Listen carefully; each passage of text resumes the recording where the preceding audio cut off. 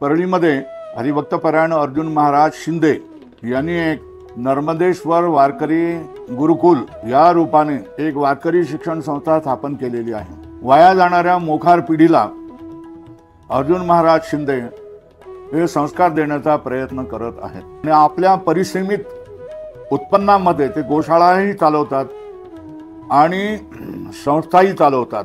4-5 दिवसापूर्वी अचानक गावगुंडांनी लाठ्या काठ्या घेऊन या गुरुकुलावर आक्रमण केलं। विद्यार्थ्यांना लाकड्याने आणि लाठीने मारता। अर्जुन महाराज शिंदे यांचे जे वृद्ध वडील आहेत त्यांचं तुम्ही डोकं फोडता।